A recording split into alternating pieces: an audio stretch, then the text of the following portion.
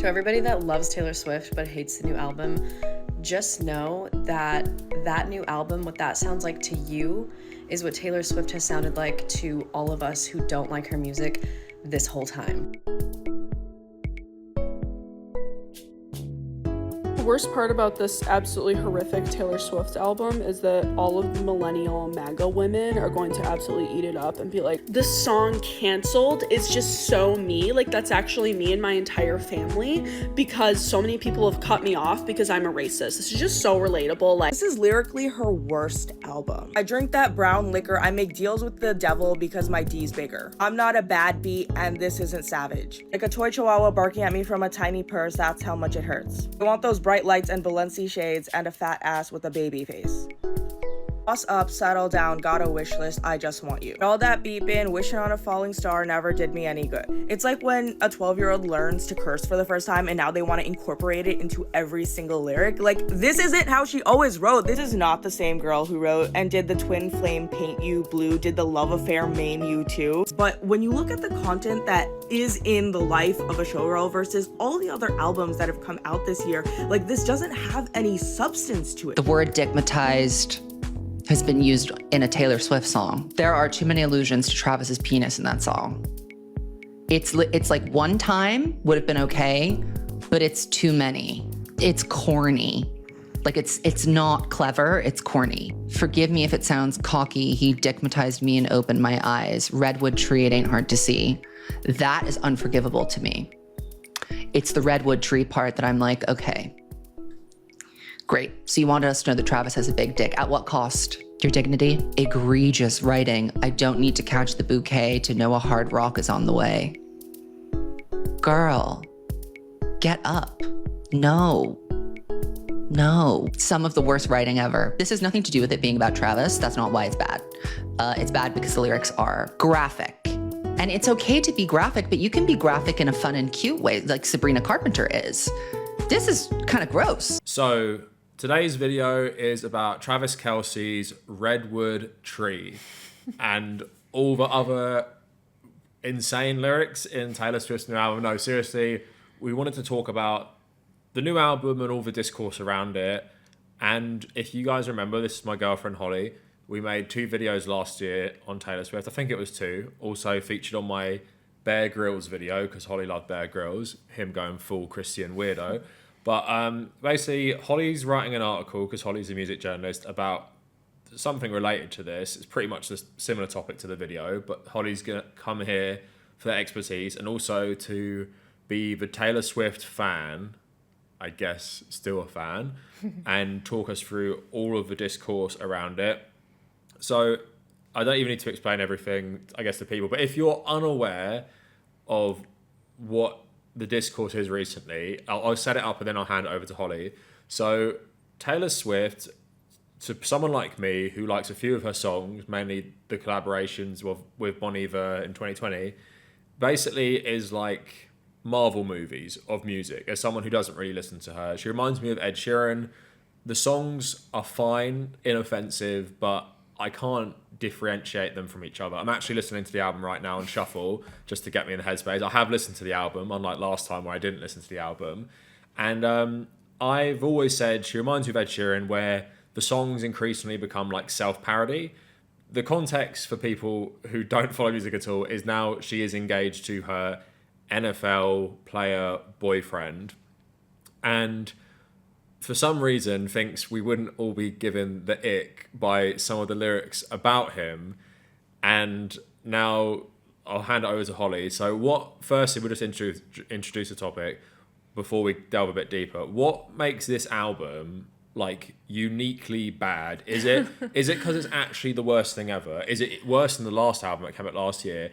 Or is it just because of everything? Like, for me, the Travis Kelce stuff and the lyrics about him, it just adds an extra factor. And I think also playing into a video I made earlier, lots of people are just sick about hearing about Taylor Swift, and I think that's part of it. So give everyone the rundown of why this album has created so much negative discourse, probably for the first time in her career, where it's like overwhelmingly negative. Not just like last time where it was a loud negative voice, Yeah. like myself. It was like, it's everyone hating on this. Yeah, so just a bit of context to start with. So she released her last album, The Tortured Poets Department, while she was on tour doing the Eras Tour. The Eras Tour, you know, absolutely smashed so many records. One of the biggest and best shows I've ever been to. I went and I absolutely loved it. Like, it was absolutely incredible. Tortured Poets Department came out and, you know, didn't have overwhelmingly positive critical reviews. It was like kind of split among fans. I think it might have like a long life where people kind of come back to it and start to like it more and stuff. Not with that. It's too long. Yeah. Oh, so that's important as Yeah. well. That it was released as like a, you know, standalone album, and then she released a double album. Was it the same day, like, or the same week or whatever? And yeah, so it was just an overwhelming, Is it like 4 absolute, hours? 4 hours? I'll find it out, but it's long. It's like 2 hours. Yeah, at so least. just an absolute tidal wave of new music. And yeah, critically, it was quite mixed reviews. There was a lot of like 2 and 3 star reviews, which you don't often see for a Taylor Swift review. Can I just jump in? As someone in the music press, do you feel a lot of the positive reviews for that album were actually because it was a good album or because it was her? Oh, I mean, yeah, obviously because it was her, but that's always the case. Yeah, but so it's not like the music press were like, another banger from Taylor Swift, and they meant it. It was like... Yeah, no, it literally seemed like everyone was being like held at gunpoint with some of Yeah. those reviews, which was the case with this one as well. But basically, that's the context. You know, she had a bit of like not a great album. 2 hours. 2 hours and 3 minutes. Yeah. So it wasn't, you know, it wasn't her best work, and it was a bit of a wobble, but not really. Like, she was still on the Eras tour, like absolutely like smashing all the records and stuff. So basically, Eras tour ended last December. Obviously, she's been in this massive high-profile relationship with Travis Kelce, Kansas City Chiefs tight end. And What's tight end? I don't know. I don't know. I don't know either. I didn't even know what a tight end was until Travis Kelce. I had to write that when I used to do news shifts so much, just writing tight end every day. Someone who tackles, I bet. Like, yeah. not someone who throws. I mean, I feel like we should all know what that is by now after it's been in the news for like Yeah, the but do last you know year. what a loose head prop means in rugby? No, Like, I don't know so- what any of it is. No, anyway, so yeah, Eras tour ended last year. She's still been in, you know, the news and everything, and she's been going to all these games, and she's basically just at her absolute height of popularity, like the biggest she's ever been. She's obviously been like a massive pop star for years and years, but you know, biggest ever.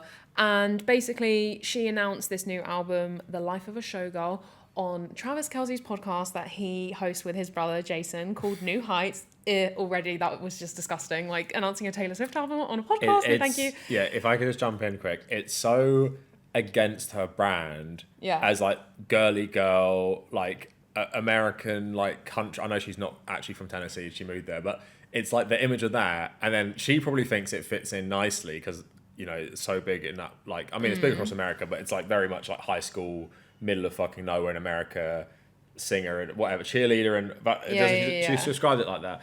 But yeah, it's so like, I guess it's good that she's supporting him in some way because he's thinking about his career. That's exactly what she's doing. So Yeah. I think I've heard people say Travis Kelce might retire soon. I think it's his 13th season, maybe next year. No, he said that. In an Okay, interview. yeah, and 13 is Taylor Swift's lucky number, so, you know, probably, and it'll be her 13th record, the next album that she releases, so, you know, they're probably coming to quite like an important time in their life together. It does feel like she's like throwing him a bone of like, let's help you post your NFL career, like maybe you can go into some kind of media career or whatever, Yeah. but also it's like, yeah, she obviously loves him so much. Well, it's also but- teasing Taylor Swift fans that if you listen to this podcast, he might drop more information. He drops information Yeah. every single week. That's the only thing that's been keeping So the podcast that's what I mean. going. Like, two NFL, like his brother used to play for the Yeah, NFL, yeah. so it's like, why would any 15-year-old teenage girl listen to that? Yeah. Well, this is why. Yeah, basically. so she announced it on that podcast, and she talked it up so much because basically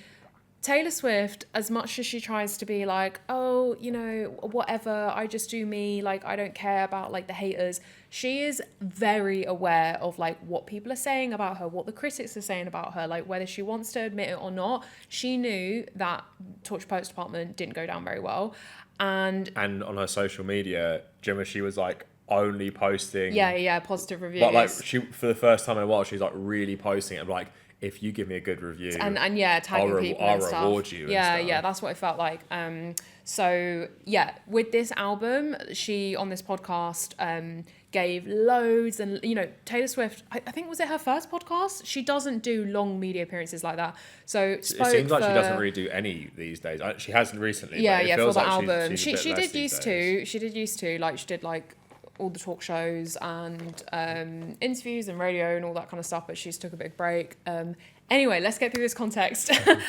So yeah, she was on the podcast and basically said, this album is going to be like all bangers. It's going to be pure pop. It's going to be, you know, like ridiculously infectious beats, Michael Jackson all this Thriller level. And was basically, so the other thing is she's worked with Jack Antonoff for, I can't remember how many albums, but many of her last albums over the last 5 years or so. I saw a lot of people saying, Taylor, it's time to, you know, move on from Jack Antonoff. He's doing the same beats for you again and again. Like, you know, this creative relationship is reached its end, basically. So she said, I've gone back to working with Max Martin and Shellback, who are two like massive Swedish pop producers who have worked with her on some of her biggest songs ever. Like, I think Shake It Off and some of the songs on Red and stuff. So like, it was kind of like, oh wow, like she's bringing out the big guns. Like, she's going back to absolute, you know, we're going to get another like I Knew You Were Trouble and all that kind of stuff. Just like these really big radio songs. And also calling it the life of a showgirl. Everyone's like, it's going to be big and like glitzy and glamorous, all of that. So that was the kind of context that she set up for the fans, and everyone was kind of excited. I already got a massive ick. Firstly, saying that she wrote it while she was on the Eras tour, like on her days off. She would go to Sweden as if she already wasn't emitting enough CO2 into the world. She was flying to Sweden, working on this album. And that to Which me, is mad, that to me, the album came out, what, 18 months ago? Yeah, that to me, it came out, about 18 months, I think. May 2024. That is the biggest giveaway of the, like, the sort of pressure of the public opinion, that you would go and rush into creating a new album so quickly in the middle of like this insane tour. Yeah, she has old school. She's spoken about how she recovered on the Eras tour and stuff. She said she literally had to bed rot in between shows. She was like, I stayed in my bed, I didn't do anything, I just recovered. Yet she's going and like making a new album at the same time. So as soon as she was like, I did it during the Eras tour shows, I'm like, I don't want to hear that album. I don't want to hear that album because you're probably exhausted when you did it. How good can your ideas be that you just bang them out that quickly? Mm-hmm. And yeah, I had a bad feeling about it from the start. Ed Sheeran did something similar, I think, when he started. Like he banged out. The thing is, it's not uncommon historically for bands. Like, that's why I said old school, because if you look at old catalogs like the Beatles, Bee Gees, Rolling Stones, it's like bang, bang, bang, bang, album. Obviously, they're all legends and most of them are pretty good. Mm-hmm. But then it's like with Taylor Swift, it's like you've just dropped an album that people, this is like a year and a half ago, were saying it's ChatGPT album. Yeah. 2 hours long. I can't remember the last album I've listened to that's 2 hours long from anyone. Yeah. And then instead of reflecting, like having a massive break and maybe even like going through like life, you know, to get more inspiration, you're just like, I got to rush something out. Yeah. So much so I'm like, that's why I find it so crazy. You're already so relevant because you're touring loads. Yeah. Like, you're bribing like the UK Prime Minister to give you extra security, giving Keir Starmer tickets and stuff. I know they're like really easily bought, but you're so relevant still. Travis Kelce's obviously playing for one of the best teams, so you're still relevant. Why do you need to drop this now? Because she cares so much about what people think. And we'll get onto this, but she loves to be the victim. She is still the victim over the Kim and Kanye thing all these years later, and she's the biggest pop star in the world. She now has everything. One of the few billionaire pop stars. Yeah. I think if there's no current artist who's like really relevant like to this current era who's a billionaire, apart from, I think, is Beyonce a billionaire as well? I think so. I think just them two. But yeah, so she's like so rich and famous now. But she really, this gives me the ick as well. Like, she really, really cares what people think. And you know, when you look at like who your favorite artists are, at least for me, the best ones are the ones that you can tell really care about the art, the art of making an album. And if it doesn't land well, they will just go away and like work on another one or make another one. But it's just so blatant what happened here, which was that she was at the peak of her popularity with the Eras tour, drops this album, called it a data dump. Like on the podcast, she was like, this was all about like Chat a writing GPT exercise, and it was all about like my songwriting, and it was a lot more like mellow and subdued in a lot of parts. And like for me, I like an artist that will work on an album. When it gets into your hands, there's been like maybe years behind it, loads of stuff's happened in their life. But Taylor Swift just wants to stay relevant. She wants to stay popular, and she wants people to like the music as well. Because that's the thing. It's like, are you an artist? Are you a brand?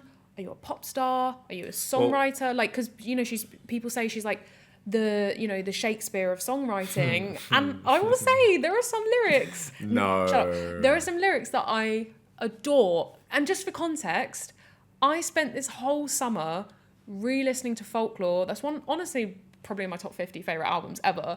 I love that album so much. I listen to it a lot anyway, but because it's like a summary album. In some ways. Yeah, because it came out during that time. There's the song August and everything. I adore it. And like we were shopping the other day and I was like, oh my god, Taylor Swift's playing. I like Taylor Swift. I get excited by her music. We can start another conversation about Hollie's what? As she's approaching 30, how she's reverting to basic white girl. Shut up. No, just a few things Hollie has gotten into recently, which is like don't out me. No, but a bit like. No, go on. Maybe we can cut this, but go on. No. Let's just move on. You're talking about the gym. Just just some things to do with the gym. And like, that makes me a basic white girl. like smoothie bowls and like, which I like as well. I like as well. You love a smoothie bowl. I've got you into them. But let's okay. Can you talk about her personality? I want to save that for later. Yeah. There's a lot of controversy. So 2 things I want to talk about now. We both listened to the album, so I want to talk about our impressions of the album from a hater. I'm not like an actual hater. Like I don't really hate her, but like I just don't care for it. You like the songs with Bon Iver. That's the best way to describe it. I don't care for her music. And then I want to talk about how it being so hated but so popular, what does that even say about the music industry now?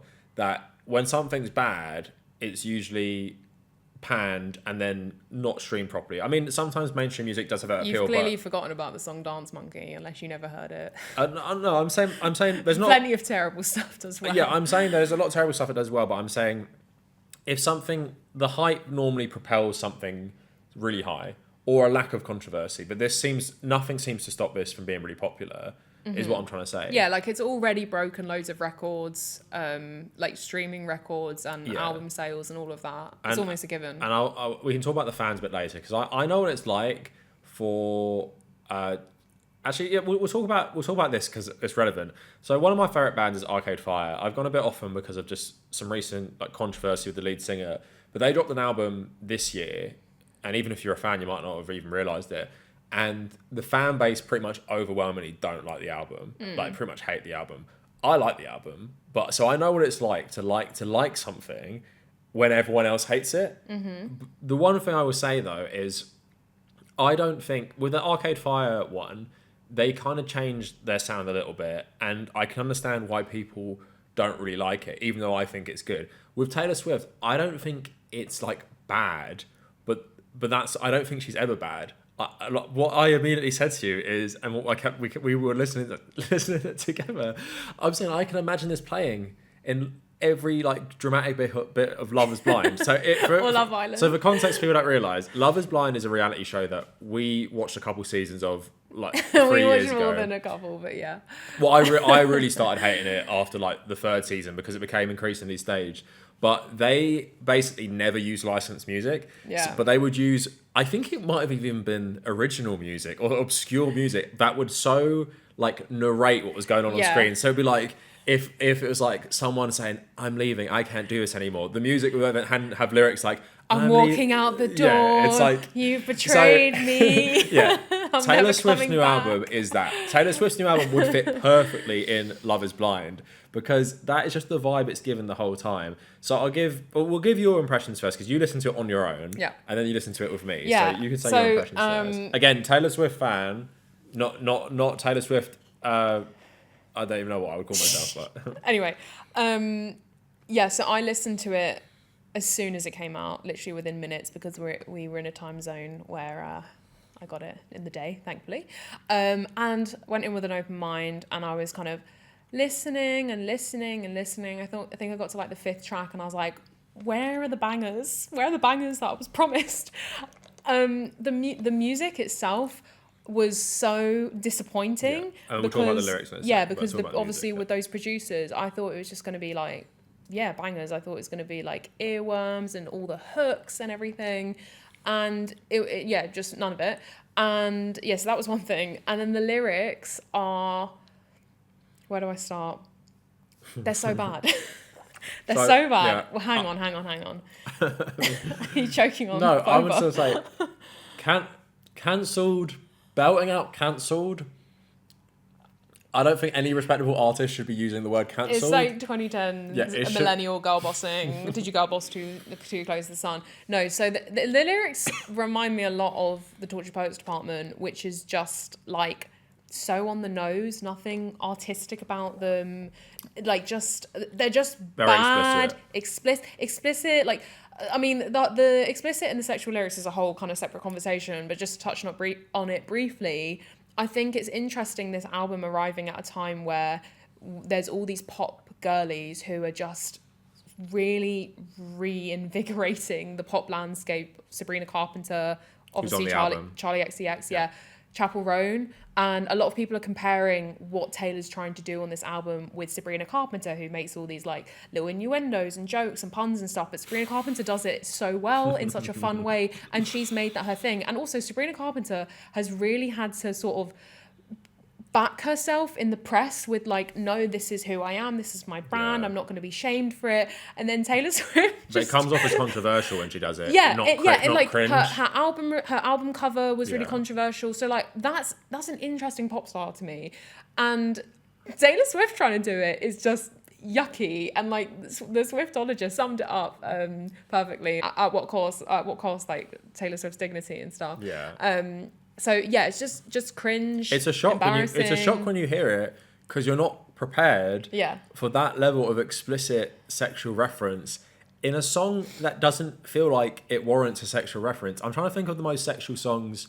Okay, there's a song called Balaclava by the Arctic Monkeys, right? When you're listening to it first time, you don't know it's about sex.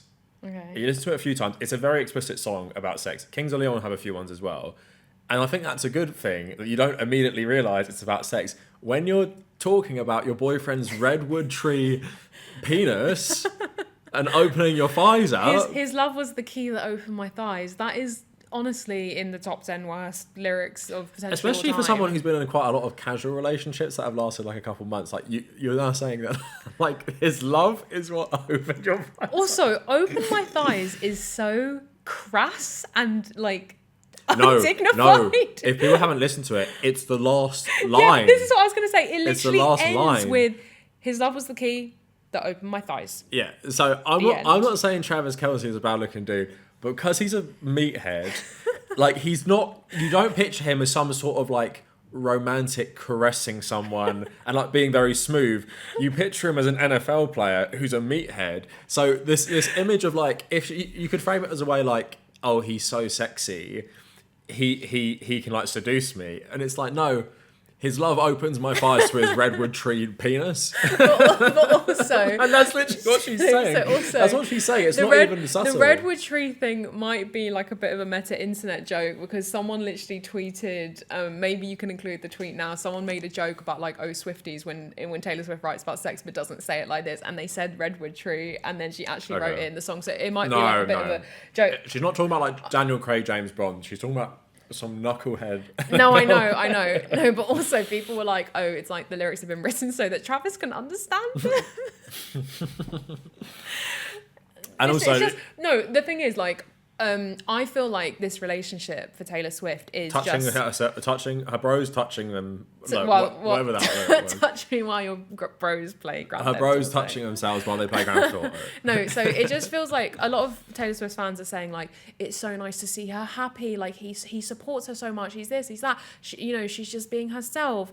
But I do wonder at what cost. At what cost when you are in a relationship with someone who just doesn't intellectually challenge you and doesn't like push you and just and showers you with praise we don't know constantly. what he's actually like I'm just gonna say, from what I've listened to him speak, like, he's just an athlete, right? I don't think he's the smartest guy ever. And I'm not. The thing is, you don't have to be with someone who's on the same intellectual level as you. Not that I know that Taylor Swift is that smart anyway. Like, she seems like just normal. If just like an English graduate. Yeah, but she didn't go to university. No, he but did. that's what. No, I know, but that's the vibe that she gives. She gives like she gives okay. English teacher. Yeah. Yeah, which I'm just saying, like, there's nothing wrong with that, of course, and there's nothing wrong of someone maybe being like, for example, if he wasn't an NFL player, if he's just a regular dude and he's like that and he's very supportive, that's a good thing. Yeah. But it's like, at the same time, there's just something about them. I think the conservative like element doesn't really help make people not really support the relationship. But no, going on to the lyrics a bit more. Just quickly before we move on to the lyrics, I will say that when I've gone to the gym for the past couple of days, they have been blasting the album and it sounds pretty good on speakers. But do you know what's making me think? I was like, if this was at like my school disco or nightclub at uni, it'd probably be quite good. And I will say the sort of like, she said, oh, I want that at a nightclub? No. Oh no, that's like the most depressing one, eldest daughter. No, she said, I want the melodies and the hooks to be like so catchy that it annoys you. And I have experienced a little bit of like over the past few days, like singing it to myself. And I'm like, I've only listened to the album twice and it does get in your head. And the catchiness of it is growing on me ever so slightly, but that doesn't mean I think it's good. That's all I'll say. So the thing, for the lyrics, I'm not a fan of lyrics that you can understand listening once. Like, completely understand, like, everything she's saying, listening once. I'm not saying every song has to be, I don't even know, like, Bon Iver's a lot of his songs, you can't even fucking understand it anyway. But, like, I'm not saying every singer has to be like that, or, like, has to, like, sings about stuff maybe you don't understand. But I think there's something more cringe inherently when you understand everything they're saying. Yeah. It works for some, like, and it worked for Taylor Swift to start with, it worked for Ed Sheeran to start with, but then it gets into the point of self-parody of, like, what does Taylor Swift sing about? In every single album, you can say, what does Ed Sheeran sing about? Being drunk, going to university, sleeping on sofas, like his mates, like being normal and him being different. Like, it's literally the same shit all the time. And because he's so explicit, it gets cringe because you're like, are you singing about that again? So that's why people say it's like ChatGPT lyrics for both of them. It's like, are you actually just rehashing the same ideas again and again and again? Where a lot of artists who make more complex songs, I mean, like even bands I really like Kings of Leon, I don't understand the meaning to a lot of their songs. Yeah. And then if you listen to bands talk about it sometimes, like politically or emotionally, it's interesting. Like with Kings of Leon, one of my favorite songs called Cold Desert was filmed in one take with the song half finished, and the lead singer made up the rest of the song when he was really drunk, and they literally use that take in the album. And that's just like an interesting story because you don't really understand the lyrics. But then with Taylor Swift, it's like, I'm listening to it right now. This song, she's singing about memes. She says memes in the song. Yeah, I know. No, the online stuff is saying really memes and cancelled it's just. I know. No, so what I'll say is that I don't think it's worth. Imagine Michael Jackson saying memes. I don't. Or like someone. Oh. Shut up! I don't think it's worth comparing Taylor Swift to like Kings of Leon because Taylor Swift. But they're from Taylor Tennessee, Swift. though. Yeah. Okay, whatever. I will say you're like the worst person to have a conversation with about music because your taste is so esoteric. Anyway, she is a pop star. And there's obviously that mainstream appeal with the music that she makes and stuff. And that's the thing, like, as much as the Taylor Swift album becomes more of a story than the Taylor Swift album itself, there is also the general listeners, like kids and just like, you know, a lot of mums and will listen to Taylor Swift, their kids and stuff, like families, like just, you know, hearing it on the radio. I feel like those three pop singers that I mentioned, Chapel, Charli and Sabrina, who people are calling like the Powerpuff Girls of like, you know, being pop girlies, they're perfect examples of how you don't have to have really complex lyrics or like really deep lyrics to do something like good and fun and different with pop. It goes back even further. I was just popped into my head. One of the biggest pop artists of all time, Phil Collins, one of his biggest songs. He's one of the biggest pop artists. Are you serious? You sound like I'm having this conversation with my dad. And No, because Susudio is one of his biggest songs. He said, I didn't know what the hell that meant. Yeah. And everyone knows the song. No one's thinking about, oh, what does this mean? It's just like Yeah, okay. And really like, good you know, song. like for example, Sabrina Carpenter has like the way she plays with grammar, like she says like dream come true'd it for ya, and like that's that me espresso. It's like nonsensical and silly, but it's so catchy and different. And yeah, she came in and did something different.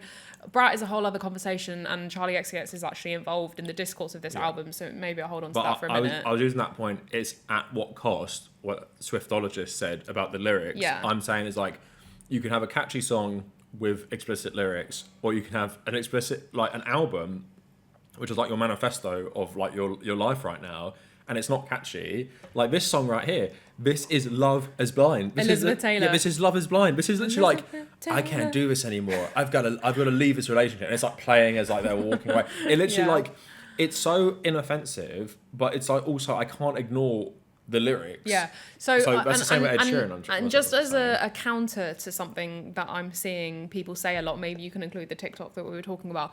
People being like, she didn't even mean for it to be good. It's all ironic, or she didn't even mean for it to be serious, or Taylor Swift is finally happy. This is her happy album. Let her be happy. I hear you. All of that stuff can be true. It's still not good. And There's a way for all of it's not a happy album as well. There's a way for all of that stuff to be a consideration and do it well. She hasn't. Yeah. She hasn't. So is this her worst album? Is this worse than the last For one? me, yeah. I'm actually looking back at some songs from Torture Post Apartment a lot differently. I will say, like, I know people like I Can Do It With a Broken Heart, and like that went on my running playlist and stuff. So like there was a few. It's because there was so many songs that just, you know, were nothing songs to me. Whereas like a few of them, and I did come round to Fortnite as well, with Post Malone and stuff. I understand liking music that is like mainstream, and there might be like a consensus that it's not great. Obviously, I've been listening to like Neo songs recently, right? And it's a bit of a joke, but I like it because it's in a video game. Well, it reminds me of being a bit younger as well. So I understand like you can like whatever music like my music taste is like really varied, and like there's loads of artists I might like as a bit of a joke. I put Justin Timberlake's Mirrors on one of my playlists the other day. I don't like Justin Timberlake, so I'm just saying like I understand this, song. but I would also say let's just talk a little bit about the disconnect between the general perception being terrible and it being really successful. So, like, is it just like the McDonald's? Like, it's just content slot. Like, it's just the McDonald's of music. In that, like I've always said, with like Capital, which is a radio in London and the UK, it will just play chart music all the time. Mm-hmm. Doesn't matter if it's good. If it's from a popular artist, like I remember it was playing like Jonas Brothers' new song. I'm like, when have they been relevant? But it pumps them. They came back. No, they came back. But it's like no one was clamoring for the Jonas Brothers to come back. But they pump them because it's like, oh, it's this. It's like Justin Bieber. You're in the wrong No, it's Justin circles. Bieber as well. That new album is not good, but it's like The second one is better. That gets pumped as well. Yeah, but Justin Bieber's massive, and he's headlining no, that's what I'm saying. That's what I'm saying. It's the Yeah. So no, it doesn't. It's not like, oh, this massive pop star has just released a new album. Is it good or not? But they're too big to play flop. it. They're too big to flop. Literally, The Guardian had an article that came out that said like Taylor Swift is too big to fail. Yeah. Was it The Guardian? And that is part of the conversation. Because there's so many artists, even the most popular ones, which have faded for relevancy because they've dropped a few stinkers. Yeah. The band that made Come On Eileen, right? Literally. All of your references. No, I'm saying that because you have to have the timeline. That was one of the biggest songs in the 80s. Mm-hmm. That band fell apart because they changed it up and they changed the lineup as well. But then they just dropped two stinkers and it was done. Taylor Swift could drop 5 stinkers and she wouldn't be done. Yeah. She'd keep going. And that's what I'm trying to say. There's a new era of music. Ed Sheeran's the same, Justin Bieber, where people No, but Ed Sheeran has dropped off a little bit. No, but people who've made great... No, but any album he releases is going to dominate the streaming charts when it comes out. Any album. For the next 10 years still, he's still at a shelf life. And dominate. because It'll be in there. It gets dominate. pumped by mainstream. It gets pumped by TikTok. It gets pumped by Instagram Reels. And you just dominate the culture. It's about cultural domination through like streaming and other things. So Taylor Swift, like I said, there's too much of an ingrained fan base, but so many people casually listen to her. Like so many people go with Marvel movies. But I guess you could use Marvel movies as a good reference. Like, could there be a downfall like Marvel movies? Like, could there be... could the next Taylor Swift album do bad? Like, The thing is, I don't even... That's what I'm trying to say. Is that Yeah. much of a divorce between perception and reality now, but it actually doesn't matter what she releases. Yeah, I don't think it is about if Taylor Swift's albums are good or bad anymore. That would be a massive shame if suddenly they all started getting bad, because she is very talented when she's at her best, and there's a reason she's gotten this big.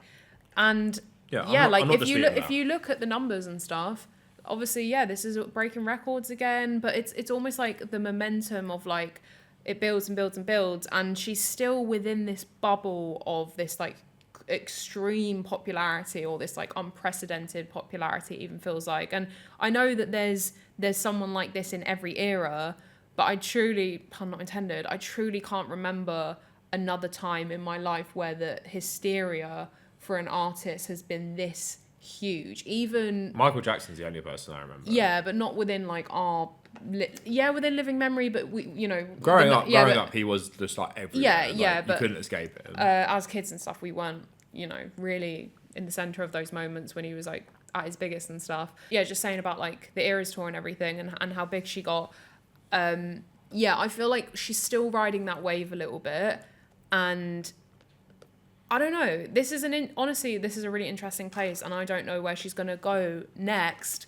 I feel like the only thing she can do to ensure that she doesn't drop off in terms of being respected as like a credible artist is to take a break. That's a whole other conversation. But I do feel like for the foreseeable, whatever she does is going to continue to dominate and do well. And she has a lot of privilege as like the way she presents and stuff. Like maybe if this was like a black pop star or someone from like a minority, you might not have do you want to talk about the misogyny a little bit? Well, hang on just quickly. I was just going to say, like, just to compare it to, for example, Beyonce has had two massive moments, like Renaissance.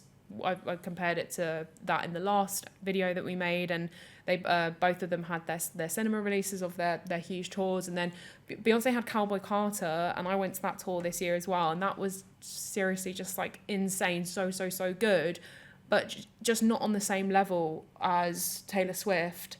And I'm pretty sure when it came to like numbers and stuff of those two albums, Taylor Swift still dominated. So it's like Beyonce is one of the biggest artists in the world. Yeah. But I feel like you could ask like a random person on the street about, what do you think about Cowboy Carter? What do you think about Renaissance? And they may be like, what even is that? But if you say to someone, have you seen anything about Taylor Swift's Eras tour? They'd be like, oh yeah, it's everywhere. Yeah. So like that's the comparison. I feel like Beyonce should be the biggest artist in the world, and bigger than Taylor Swift. But so what were you gonna say about the misogyny thing? I was thinking about how much misogyny played a role in the hate. I was even thinking about Beyonce sitting with Jared Kushner the other day and Ivanka Trump, and how that seemed to not really stick. But if that was Taylor Swift, like people were rightly getting mad that she's friends with people who are like very conservative, like Trump supporters, that Patrick Mahomes' wife or partner she's good friends with. They're very like I think they're vocally MAGA. Travis Kelce has friends who are like very publicly pro-Trump and stuff. So I think all of that has happened or become more public since the last album as well. And I think people hate that. In terms of the misogyny, I think it's relevant in terms of she is held up to more scrutiny, like for being a woman, and if this is a man, like even Ed Sheeran, it's not as hostile and visceral, even when he was getting his like moment of backlash of like your music like basically sucks now. So I would say that plays a part. But at the same time, it's hard to really gauge that because she's so massive. But then it's like she's so massive in the English speaking world. Well, I know Bad Bunny is one of the biggest artists. Yeah. But because he speaks Spanish, like it's like a conversation you don't really hear about because he's so massive in like Latin America, the Caribbean, thing with K-pop and stuff. Yeah, so people don't listen to it. You know, I don't know about the discourse generally. I would say it's probably as misogynistic as most people, but I'd say like when you reach such a level, sometimes you can't just discount the criticism as well. Everyone hates her because they're just misogynistic. It's like she's a billionaire. Yeah, she's the biggest artist. You can't escape it. Like I don't like her music. I've listened to her album once, and like I still like we go out even where we are right now, hear her all the time on Instagram. Everyone's talking about like streaming it and like it's the best album and stuff like that. And everyone's Spotify Wrapped every year. You follow it. Certain demographics, I'd say like millennial women, especially. She was in mine a couple of years ago. Zillennials and millennial women. She dominates it still. It's like at the same time, like I'd say a lot of the more toxic elements of the conversation are online, where I think a lot of normal people Yeah.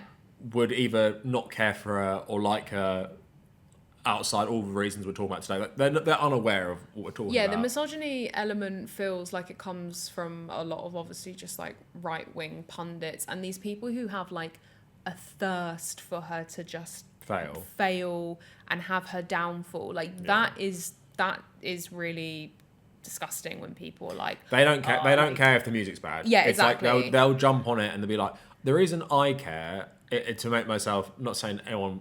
I know I have got comments before saying I hate her because I'm a misogynist. I don't care if she succeeds or fails, but like if she makes good music and collabs with people I like, it's like that Zach Bryan. Don't like him at all. He collabed with Kings of Leon twice. One of the songs was really good. One was really bad. I'm never listening to it again. Mm-hmm. Taylor Swift collabs with people I like and she makes really good songs. And she made a couple. She collabed with Bon Iver twice on his own project, which I like as well. Mm-hmm. I'm going to like it. But then it's just like, you have to just, when someone reaches such a level, I always think if you reach a certain level, you either have to have done something really interesting, revolutionized stuff, like, even if it's based on stealing, like Elvis Presley obviously stole so much of his like music stuff from like the black communities in the South and like their style, or even like, Michael Jackson with the whole package of like dancing and this really great singing. Taylor Swift, why I don't like her, what she represents is I don't think she's ever done anything interesting. I'm not saying she's not good. Don't think she's ever done anything that interesting. And her success just feels so disproportionate to her talent. And like I said, she is very talented, but I don't think she has the combination of, she's not a great dancer. She's not a great, she's not even like interesting. So it just feels like, but I guess that's what I'm saying about McDonald's.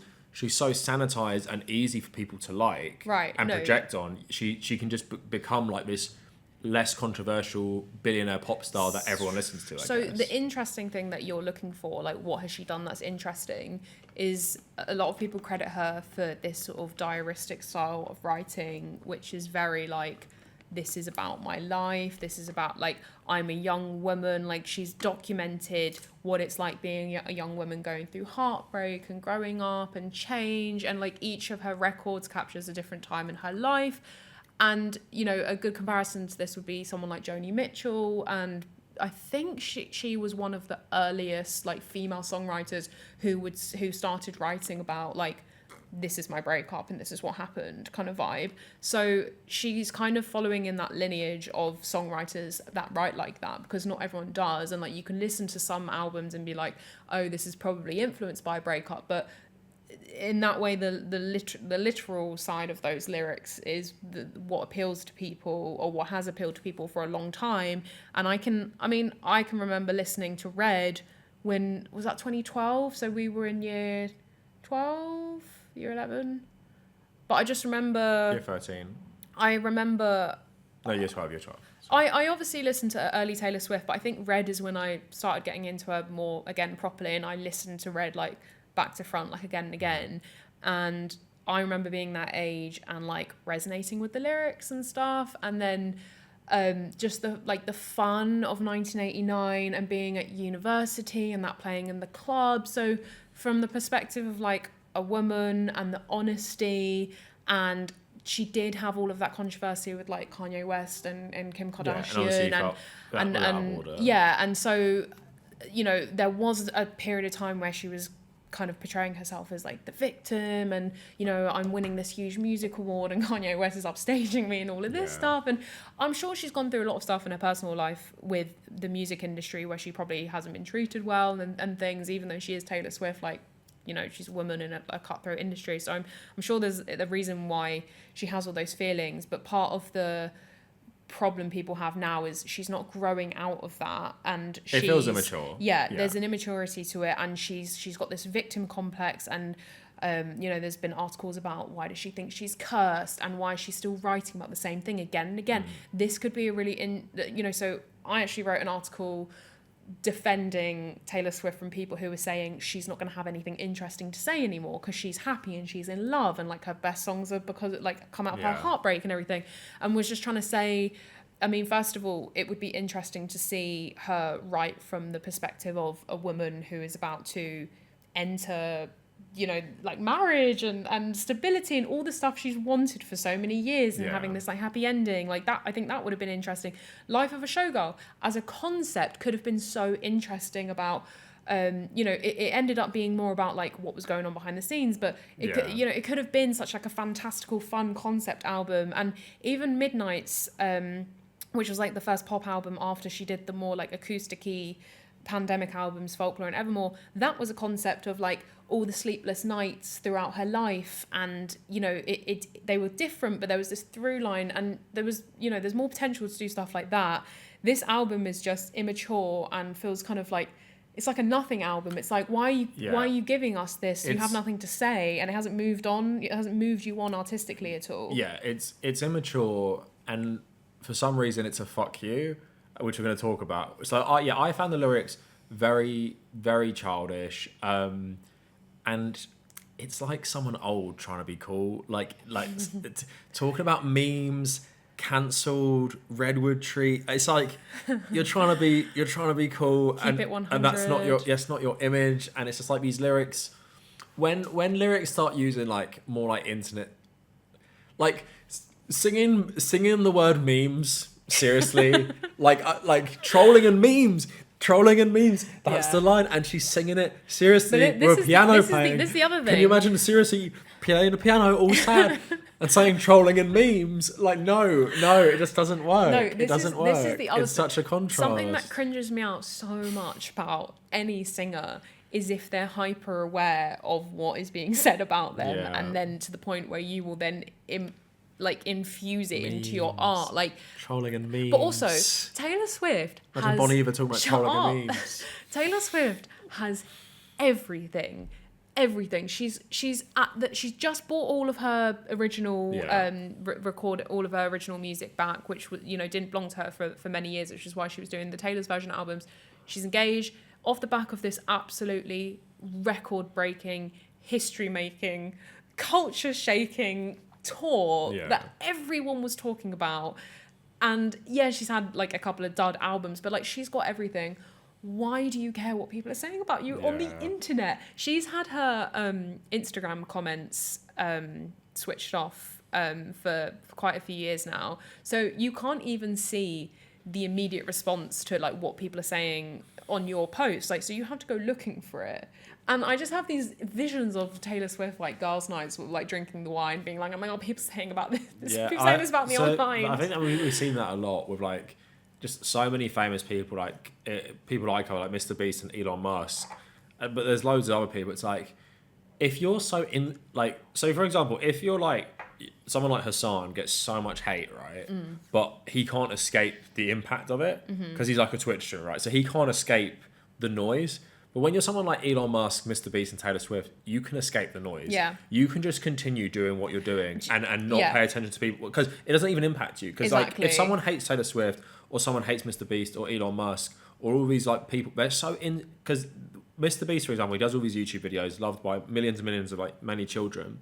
When he's out in public, no one probably ever says a bad word to him. Yeah. So if he turned off Twitter, he would never see anything negative about him. But it's because he's so online and he cares so much what people think. That's what gets to him. And these people just want to be, which is crazy. And that shows you, in my opinion, she doesn't really have anything interesting to say on purpose. Is if you know you have something interesting to say, or you have like a take, you know, I know as like a very, very minor online figure in the politics space on YouTube, like, there's no way you can please everyone. It doesn't matter what you fucking say. There's no way. And it's like, what is the fun? Like, I have a take that pisses people off about alcohol, about drugs. Like, I've been saying that stuff on Twitter, on Blue Sky recently, and people get mad about it. But it's like, what's the point in just like censoring yourself or like creating something to not offend anyone? So something I will say is like, she was asked on Zane Lowe's show, like, how do you feel about the response? Basically, he asked it, and he didn't say directly like, "Oh, everyone thinks it's terrible." Week? Yeah. Oh, okay. And she said, "Oh, like, I welcome the chaos. Like, I welcome it. Whatever you're saying about me, but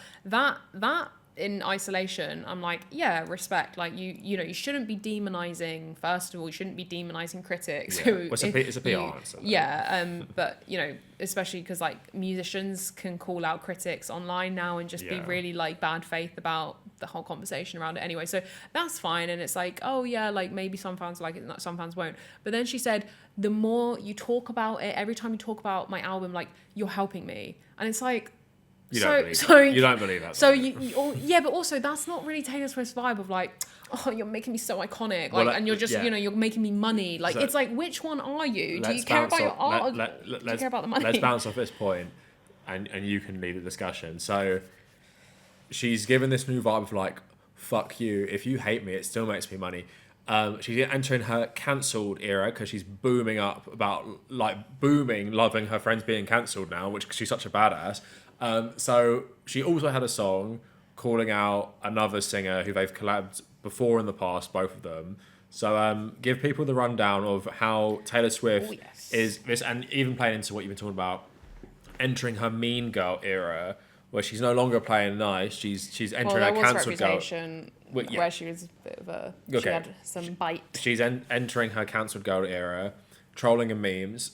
So please explain to everyone what her personal... She has had a beef with someone, and now it might even escalate because they might make some songs back. One of the biggest news lines to come out of that album was the fact that she wrote a diss track about Charli XCX, allegedly.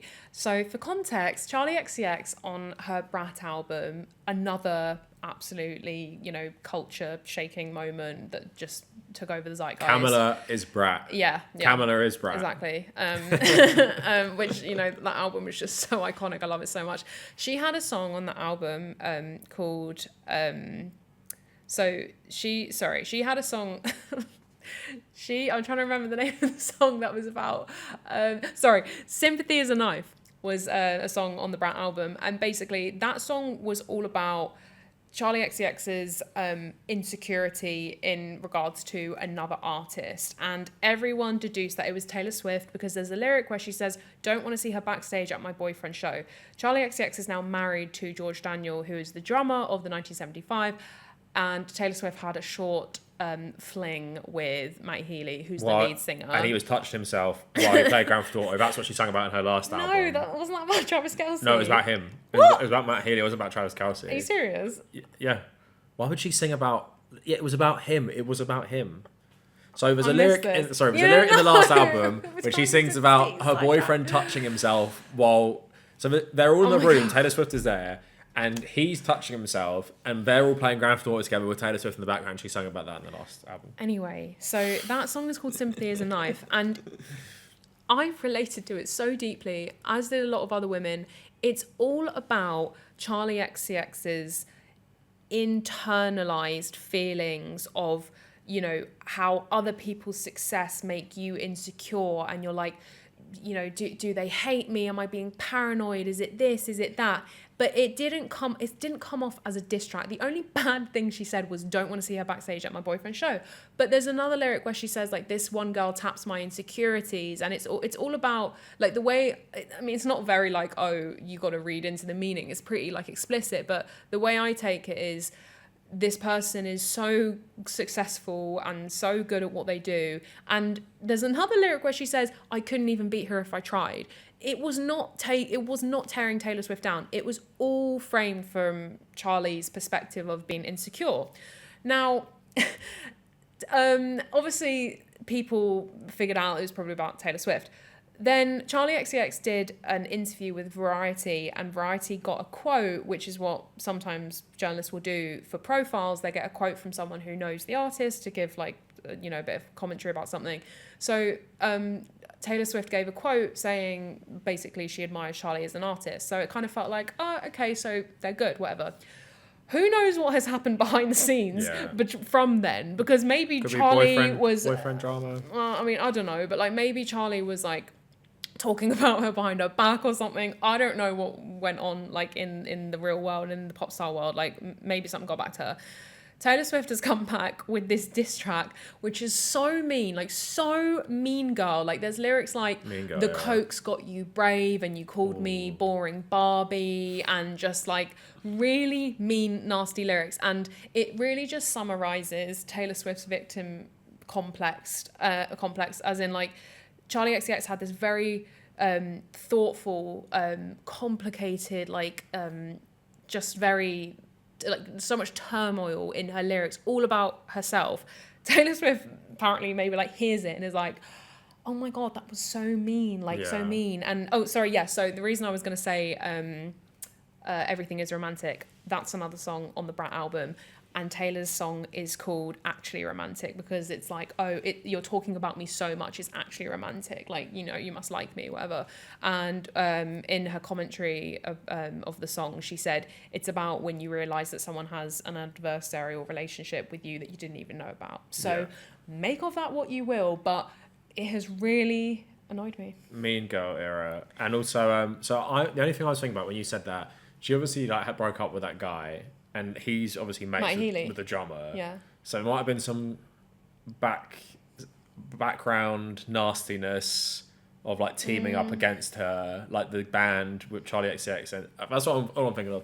But yeah, like it's like out of character, it feels like. And also, it's like... it's not out of character though. That's why this is embarrassing. Because it's out of new character. Because when's the last time she's been calling people out, like other artists, being like, no, but there's been lyrics about feeling attacked and always being the victim. Like it feels like she's got a bit of a. If she really was playing into this, like, oh fuck you, I've got my boyfriend now. Like it's like this is what it feels like to me. Fuck you, I'm really successful. I've got my perfect boyfriend and marriage coming up. Like all the other guys weren't good enough, and now like you called me out, like so fuck you as well. I'm gonna make a whole song about you because I can, and like I have the power and stuff. It feels like I don't want to read too much into it because we don't also really know it just everything, feels like diss tracks is so old school. Like I know like if you're Drake and Kendrick, then maybe you're gonna like be exchanging barbs or whatever, but like you know, or like Cardi B, and who did she have beef with? Was it Megan Thee Stallion? Yeah, but maybe she's just looking for someone to make songs about. It's just like, it's so embarrassing. It's like, move on with your life. Yeah, maybe like, I'm thinking if she's like so busy writing these songs that she's touring and then she's trying to write an album, it's just like, give me something to write about. I might have this beef with someone kind of, so I'll write about that. And it's like, you care about this beef when you're having like the best time of your life. Yeah, like, I know. Like, it is just like a weird, like beyond everything. It's just like a weird like album, like just the mixture of shit in it. And yeah, it's just too much. Like I just don't know her that well, and the album I understood everything, and it's just like cringe. It's like I do not want to have that image of Travis Kelce's redwood tree and how it slipped open your thighs, like he's also, before we started recording, I was watching a clip of the New Heights podcast where his brother Jason was like probing him about, he's like, what did you think of Wood? What did you think his of family, Wood, Kelsey? Thanksgiving this year, like, couple of weeks, no, they're gonna bring out that lyric about his redwood tree. But it's just like, where is the class? Like, and like, you know, I love like Megan Thee Stallion, and you know, just sort of like, I like explicit songs when they're good. But it's just like, that's not you, Taylor, and you did it badly, you know? Like, okay. But it's such an explicit metaphor as well. It's like redwood tree is just like a big... Yeah. big, I have a perfect trunk. comparison to make. So I would say before this album came out, I was probably listening to more Taylor Swift than ever. If you watch The Summer I Turned Pretty, I love that show so much. Taylor Swift songs are an integral part of the show, and they play at very pivotal moments. In the final episode, there's a very big, important, sexy scene, and they use the song Dress from Reputation by Taylor Swift, and it is perfect for the scene. And the creator of the show said, like, that's one of my favorite Taylor Swift songs, like a sexy Taylor Swift song. She has sexy songs, and that is one of them. And the lyric is like, only bought this dress so you could take it off. But it's like, that's not the most like artsy or abstract. But let's add in so you can get me. You can slide me up. You can slide your redwood tree into me. Don't make it worse than it already is. No, and like all his teammates will be calling him redwood tree. They'll be like, wait, Travis. No, and also, you know, like False God, and you know, like The Summer I Turned Pretty was very good at using Taylor Swift songs that could convey that feeling. So I'm not trying to say that you can't have spicy Taylor Swift. I believe in her. I believe that she can do that as a writer. This was not one of them. If you want to hear a more subtle not even. I keep thinking of his Arctic Monkey song called Balaclava, and it's like you don't even realize it's a sex song until like a couple listens of like, oh, it's actually talking about something else. It sounds like he's talking about like, I think it's been like a criminal or something, or just doing something bad. So let's end the video with this last section. So obviously a politics channel. So I want to talk about, politically, are people sick of her? I don't like her MAGA boyfriend and how she's okay with MAGA now. She has endorsed Democrats, Joe Biden and Kamala Harris. I think both of them never really said much about anything else. Gaza, for one thing, Donald Trump just ramping up fascism in the US. Seems like she doesn't really care. So in the context of that and the context of just the world being really terrible right now, the economies around the world just being really shit and stuff, and people just not having enough money to afford basic things, it feels like it's only going to get worse. So in that climate, is someone like Taylor Swift with private jet usage, vinyl variants, chat GPT sounding lyrics, 2 albums in 2 years, basically, you could say. It's so much. So do you think people just in the time of like, how can I care about this person singing about her boyfriend's redwood tree and all this other shit that goes along with her during this time? I feel like generally she's so massive and famous now. I think a lot of people who are more politically conscious just are like, I just find it so hard. Like what you're singing about in this context is both so unrelatable to me at this point, and it feels like it comes from like an alternate reality maybe. So the flip side to that argument that I am seeing some people say is Escape. We want escapism, we want fun.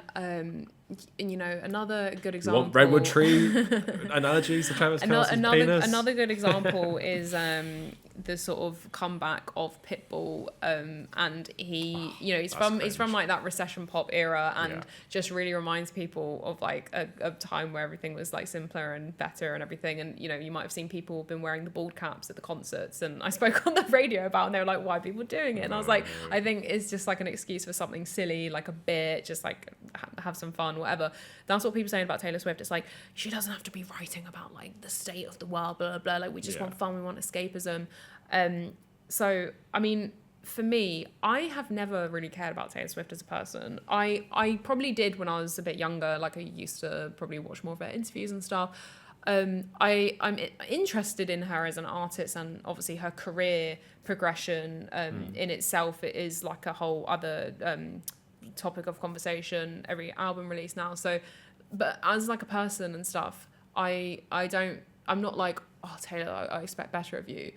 I do feel like the fact you have like not spoken about Gaza for 2 years of a genocide is unforgivable. And I feel like, I mean, maybe someone can correct me here, but I feel like she went to a Gaza fundraiser, and that was maybe like the most that she did. I think I don't remember specifically, maybe I can find something to throw up on screen. I don't think people were happy about it, because I think it might have had some sort of not great connections. Okay. Like it wasn't like a Palestinian-led thing. I think people weren't happy about it, basically. Right. So I'm not sure about that. Yeah, and it's just kind of like there's a lot of other big artists out there as well who are using their platforms. And Charli XCX, when everyone was talking about this discourse, was she posted something on her story about Gaza, and people were like, that's a good way to use the diversion of attention to you. And like, you know, Charli XCX hasn't been the best on that stuff either. Like she's been having a massive couple of years and just focusing on her career. But I just feel like, to me, you're a soulless corporate brand if you can't even say one human thing about one of the worst things we've ever witnessed in our lifetime. And if you can't break out of the controlled environment that you're living your life and your brand in, and if obviously Taylor Swift making a political statement is such a big deal, it's like, is she going to endorse, is she not? And if you just can't even talk about Palestine with the influence that you have, that's a really big thing for me in terms of like, will people continue to care about her and stuff? Well, it's also insane that people don't know. Like it's like both of them kind of want the endorsement. It's like she's so not explicit. It's not like, I mean, it's not like, will she endorse Joe Biden or Kamala Harris? Not, but it's because it's not like she's so left wing that like, is she hesitant about maybe backing these centrists? It's like, oh no, will she just like kind of stay out of it? And like Yeah. between the Republicans and the Democrats, she's like, I will just stay in the middle. Yeah. Which just seems insane. And I think people get annoyed at her for that, having this such a big platform, and what she uses the platform to essentially do is just enrich herself. Yeah, and the other thing is, like, she's done a big press tour for this album, and I did see some people saying it's kind of nice to see that side of her again, because one thing she's very good at is just being so normal in interviews and so normal on talk show couches. Like, I don't. I saw her crammed onto that couch with like Cillian Murphy. Yeah. I thought I was old because I was like, No, she's yeah. seriously crammed onto that couch with like 5 people. That's what he always does. That's what the Graham Norton show always ends up that like. looked more crowded than usual. There's normally like more space. Normally like 4 people. No, I am an OG Graham Norton fan, and sometimes that couch is full. But I don't think she gives off like PR vibes when she does interviews. Like, I obviously a little bit, but I do find her quite endearing sometimes and charismatic, like, because when she talks about her fans and stuff, and like sometimes she'll have like funny stories, like, so I think she's very good at doing the media circuit and playing that role within her brand and everything, but there's a ceiling to how far she'll go, and yeah, so that's been interesting about this album, is seeing her, that side of her again, and just I feel like it's a bit calculated. It's probably it is because calculated because she was knew so that above it all. Yeah, but it's like she knew that it was, the other one wasn't well received, so she needed this boost. Yeah, that's what I mean. But she was so above it all, and now she's getting down and dirty in like every format, like podcast. Was she on the radio the other day? Like she did the rounds in the UK. Yeah, she was on some quite small random radios, and I'm like, why is she doing that? And channels, that's why, because she was so above it all, especially with COVID. She's like so isolated, and she drops this massive albums. And then she has her tours and stuff, and it's like, what, you're telling me now you've done all that without having to do this, and now you're coming back all humble, like back with the bangers, Mean Girl era. Yeah, it is calculated, but I mean, I don't hate her because she's doing that. That's not part of the reason we're even criticizing her in this video. I don't give a shit. If she wants to do that, I mean, sometimes that's just what you got to do. The main thing for me is like, yeah, I hate her as like a Taylor Swift brand of like, you know, capitalist, billionaire, private jet usage, sweatshop labour, not using a platform for anything good, seemingly completely just self-obsessed, you know, just the blueprint for a lot of other artists of this neoliberal musician of just making music to make money, basically. Like, she's not taking any risks. And she's so wealthy, that's how you know the ego thing is, where's the risk? There's no risk. I was going to say, the sort of like, the obviousness of how much she wants to continue creating music for money, for relevance, for dominating the culture, for staying within the conversation, that is all like, it's just the way it's so clear what she's doing is like such a turn off. But the crazy thing is, and like this is something that I feel like would be some of my closing remarks on the whole conversation, is she could so easily take like 2 years off, 3 years off, and she could come back and be... And the hype would be crazy. Yeah, the hype would be crazy. And I guarantee, mark my words, that's going to be her next move. She's going to be like, oh, Torture Post Department didn't work. This didn't work. It is time to take a step back. My wedding is going to keep me relevant. Like, that's going to keep me in the conversation. Like, if she took a couple of years off... If she decides to have children as well. Yeah, exactly. And she allowed her brain to rest for a bit and have some new thoughts, have some new life experiences... Because that's what I think is missing from her, is she has no like grounding in the real world of like that feeling of, my favorite artist has been away for a few years. What's happened? Yeah. What does this album contain?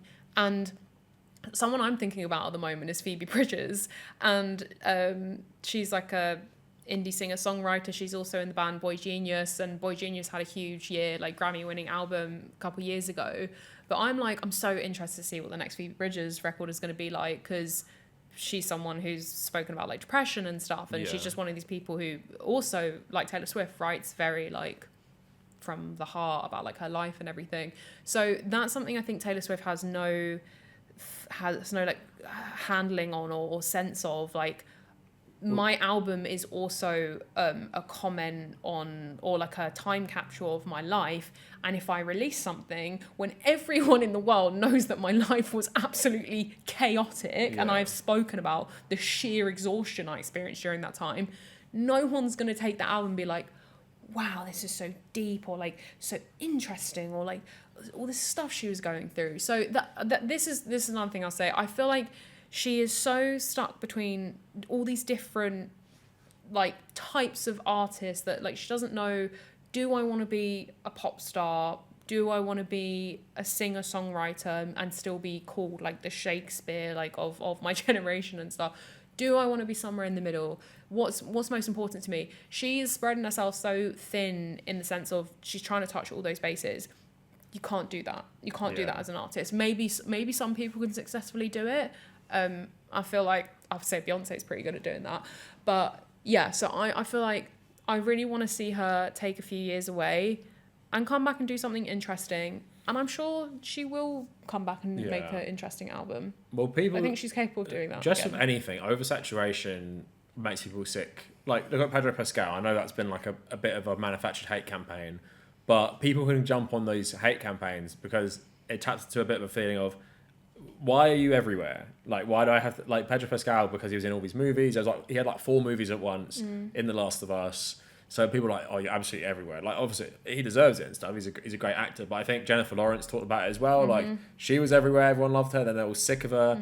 I think Taylor Swift, like, you have to just kind of like, you've just been so everywhere for the last 2 years that people are just sick of you, especially when you're not even changing it up. But also, how can you really change it up when you're not even having a break?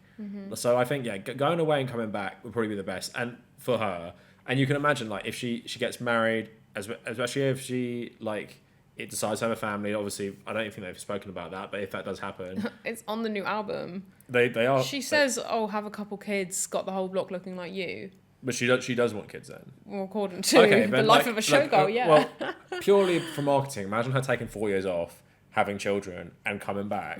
Imagine the hype for that. It'd be insane. So yeah, imagine like her version of Blue Ivy, Beyonce's daughter, who is coming on stage like dancing with her one day. That's what will keep the Swifties alive. I think she ain't going away anytime soon. But for everyone's sake, I hope she just starts changing it up a little bit, because I am very sick of hearing her everywhere, because her songs are just very uninspired and just fly in one ear out the other, where I kind of hear the words cancelled, memes, trolling and memes, and Redwood Tree. And just another thing, a final thing about the album, if this was someone else, I'd be like, this is a fine pop album. It's fine, catchy enough, silly, fun lyrics, whatever. It's not good enough for Taylor Swift. We expect better of you. Are you really the same artist that wrote Folklore? Are you really the same artist that wrote August? Well, it's like Lauren Mayberry. Like, obviously we like Churches. She released a solo album, and it's fine. Yeah. But it's like that vibe. But it's like, obviously, if you're the biggest artist ever, one of them anyway, then you probably have to have something better than just like, yeah, that's whatever. I don't actually care. And on the subject of Charli XCX, sorry, I know we're trying to wrap this up. The reason why Brat did so well is because Charli had been sort of existing within this her own manufactured brand image of like, I feel like trying to be a pop star, but she was always a little bit underground, a little bit edgy. She certainly didn't become as mainstream in the US as she was in the UK. Like, maybe you don't remember, but me and my friends have listened to Charli XCX for years. Like, we listened to like the iconic pop song "I Love It" on like our school holidays and stuff. Yeah, boys. You know, the album before Brat, Crash, I was really into. And yeah, so like been listening to her for a long time. Brat was like, I'm just gonna go all out me, do all the stuff that I've wanted to do for ages, just like go so hardcore on like the dance music and the beats and the production. And people respected it a lot because it was like, oh wow, like this is Charli like through and through. She's like, I don't care anymore. I'm gonna do me. I'm gonna do this. And it was so, you know, that's why it was nice to see her get her flowers. It's like, oh, people finally seeing how great she is, and yeah, like reaching cultural relevance to the point where Kavernacle is Brat. Crazy. So it's just kind of like that came from a place of being like, I'm gonna be so authentically me because I've been trying this thing for so long. Yeah. That is, you know, still good. Still had a lot of like good successful songs, but yeah, that's what I feel like I'd like to see Taylor Swift do, something like that, where she goes away and is like, right, what do I want to do? Where are my creative juices? Like, where's the inspiration coming from? Because at the moment, that last album, The Life of a Showgirl, was written purely for commercial reasons. And It's not good. Yeah, commercial and kind of to claw back her relevancy and image, which seems to have made it even worse. Not even the relevancy. I think the respect was what she was trying to get It's like back. sometimes when your YouTube video does bad and you try and upload one as quick as possible, and that does even worse. So you've got to take a step back and think. And it honestly is a good example. You've got to take a step back and think about, what am I good at? What do people want to see? You're just like Taylor Swift. Just like Taylor Swift. All right, so that is it for the video. A long one. I hope people enjoyed it. I don't know when I'm going to upload this. Maybe it might be a weekend upload. And yeah, thank you to Hollie for joining me again. I'm sure she'll be back in the future. Maybe a small nip, some comments in the bud. One thing people often notice is when we do these videos together, I don't look at Hollie. It's not because I'm not engaged with what she's saying. I am. It's because I'm very paranoid about it stopping recording. So when you see me doing this, you've probably seen it in the video. I'm actually looking directly at the computer's CPU and everything. It's just there. So that's what I'm doing. Not listening to Hollie. I'm always listening. He never listens. Yeah, so that's it for the video. Thank you for watching. And if Taylor Swift does something bad, Hollie will be back to talk about that. So yes, thank you for watching. Bye.